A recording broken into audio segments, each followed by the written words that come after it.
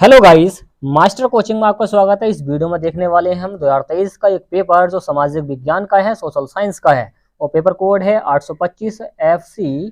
और देखिए इसका सॉल्यूशन, देखिए ध्यान से और देखिए इसका सॉल्यूशन कैसा होगा, आपके कितने सही है वो सारे चेक कीजिए इसके अंदर। Objective question. तो पहला क्वेश्चन है कि फ्रांस की क्रांति कब हुई थी। तो सबको याद होगा 1789 में। कब? 1789 में। अगला है ज्यूसीपी मैथ्सिनी का संबंध किस देश से था या किससे था। तो इटली के एकीकरण से था। किससे था? इटली के एकीकरण से था। नेक्स्ट वाला क्वेश्चन देखें। देखिए नेक्स्ट वाला क्वेश्चन है, क्वेश्चन नंबर 3 है कि हिंद स्वराज पुस्तक के लेखक कौन है। तो वो है महात्मा गांधी जी। नेक्स्ट वाला है कि निम्नलिखित में से किसने बारडोली सत्याग्रह का नेतृत्व किया था। तो वो थे सरदार वल्लभ भाई पटेल। ऑप्शन नंबर डी इसका करेक्ट हो जाएगा। पांचवा क्वेश्चन है कि जब फ्रांस छींकता है तो बाकी यूरोप को सर्दी जुकाम हो जाता है। यह किसका कथन था, किसने बोला था। तो उसका नाम था Metternich. Option number A correct हो जाएगा।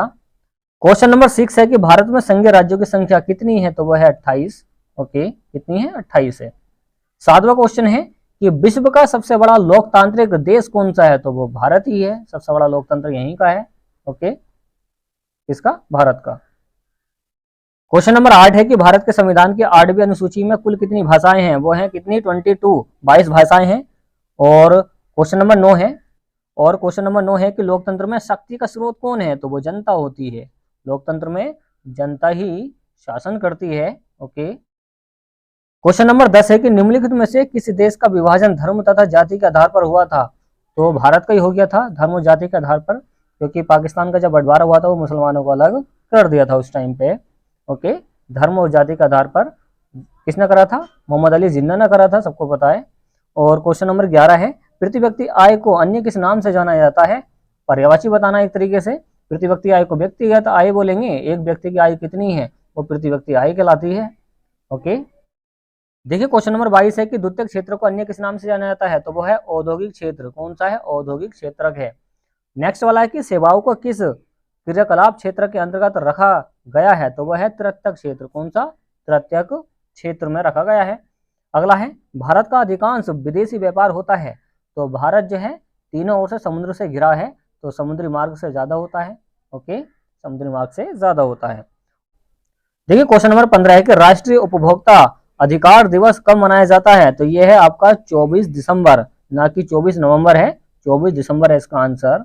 और क्वेश्चन नंबर 16 है इनमें से किस राज्य संघ राज्य क्षेत्र में काली मृदा पाई जाती है। तो काली मृदा महाराष्ट्र में पाई जाती है। देखिए क्वेश्चन नंबर 17 है कि एजेंडा 21 का संबंध किससे है। तो वह है सतत पोषपीय साधारण विकास से है। किससे? विकास से है। और नेक्स्ट वाला है कि ग्रीन इंडिया मिशन किस वर्ष से आरंभ किया गया था, शुरू किया गया था। 2014 से किया गया था। तो देखिए क्वेश्चन नंबर 19 है कि निम्नलिखित में से कौन सी फसल मुख्य रूप से जायद फसल का उदाहरण है। तो जायद तरबूज होता है। कौन होता है? जायद की फसल तरबूज, ककड़ी वगैरह होती हैं। और 20वां क्वेश्चन है कि अग्नि चट्टानों में पाया जाने वाला खनिज कौन सा है। तो अग्नि चट्टानों में आपका पाया जाएगा जस्ता। ओके, ये सारे के सारे करेक्ट हैं जो हम पहले ही चेकआउट कर चुके हैं। ओके, सारे के सारे ऑब्जेक्टिव क्वेश्चन 100% करेक्ट हैं। और आगे देखिए आगे क्या आ रखे हैं। तो देखिए क्वेश्चन नंबर 21 से लघु वाले स्टार्ट हो रहे हैं। तो 21वां क्वेश्चन है कि भारतीय अर्थव्यवस्था पर आर्थिक महामंदी के पड़ने वाले प्रभावों का वर्णन कर दो या वैश्विक आर्थिक महामंदी के कारणों का उल्लेख कीजिए। तो ये दोनों क्वेश्चन कराए, आपने कर दिया होगा उम्मीद है। तो देखिए क्वेश्चन नंबर 22 है कि सत्याग्रह का अर्थ स्पष्ट कीजिए तथा गांधी जी के सत्याग्रह के विचारों का उल्लेख कीजिए। इसके आधार में रखा है भारत में राष्ट्रवाद के उदय के कारणों का उल्लेख कीजिए। तो सारे क्वेश्चन आंसर हमने आपको आसान तरीके से कराए हैं। ओके, 23वां क्वेश्चन है कि संसाधनों के अंधाधुंध प्रयोग ने अनेक समस्याएं पैदा कर दी हैं, समीक्षा कीजिए, मतलब संक्षेप में बताइए। इसके यहाँ में रखा है भारत में वन प्रबंधन को कितने भागों में विभाजित किया गया है। वनों के बारे में लिखना, उनकी विशेषताएं लिखनी है। और 24वां क्वेश्चन है कि आर्थिक गतिविधि से आप क्या समझते हैं, आर्थिक गतिविधियों का वर्गीकरण प्रस्तुत कीजिए। इसके अधवा में दे रखा है कि उपभोक्ता के कुल कितने अधिकार होते हैं, सभी अधिकारों के नाम लिखिए, उनका वर्णन कीजिए। आसान तरीके से आपको ये कराया है, उम्मीद आपने ये भी कर दिया होगा। और 25वां क्वेश्चन है कि लोकतंत्र से आप क्या समझते हैं। काफी कराया है और काफी इजी तरीके से कराया है। इसे उत्तरदायी, जिम्मेदार और वैध शासन क्यों माना जाता है, इसको, लोकतंत्र को। तो लोकतंत्र के समक्ष चुनौती क्या है, ये सारे आसान तरीके से हमने कराए हैं। तो ये लॉन्ग आंसर हैं जो 150 शब्दों में आपको लिखना है इसका आंसर।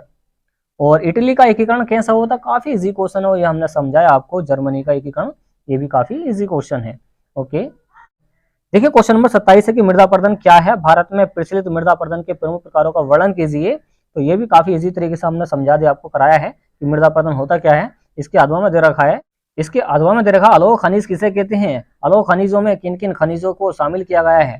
तो ये लिखना आपको, मानव विकास सूचकांक को परिभाषित कीजिए, या इसके अधवा में दे रखा है कि भारतीय अर्थव्यवस्था में अधिक रोजगार विकसित करने के माध्यमों को स्पष्ट कीजिए। तो सारे के सारे क्वेश्चन हमने आसान तरीके से कराए हैं। अब आ चुका मानचित्र संबंधी प्रश्न। तो देखिए मानचित्र संबंधी प्रश्न क्या आ रखे हैं, ये आपको मानचित्र कार्य करना पड़ेगा किसमें, एक नक्शे में। तो ये सारे के सारे क्वेश्चन हमने कराए हैं, एक भी बच के नहीं गया होगा उम्मीद है। ओके, वह स्थान जहां नील की खेती करने वाले किसानों का आंदोलन हुआ, सारे इजी तरीके से सबको आपको समझा दिया है। तो इस तरीके का पेपर आ चुका है फ्रेंड्स, आप देख सकते हैं और इसको नोट कर सकते हैं, या इसका स्क्रीनशॉट, या फिर इसका स्क्रीनशॉट ले सकते हैं और आप याद कर सकते हैं इनको। और ये हर साल के साल यही क्वेश्चन आ जाते हैं इसके अंदर। और ये क्वेश्चन जो है दृष्टि बाधित, जिनकी दृष्टि कमजोर है, वो ये वाला क्वेश्चन कर सकते हैं। ओके, ये नक्शे में नहीं करना आपको, ये केवल डायरेक्ट इसके आंसर लिखने हैं। तो चाहे आप ये वाले कर दें, तो ये भी ऐसे क्वेश्चन आ चुके हैं। आपने देख लिया होगा पूरा पेपर किस तरीके का आ चुका है एग्जाम में। ओके।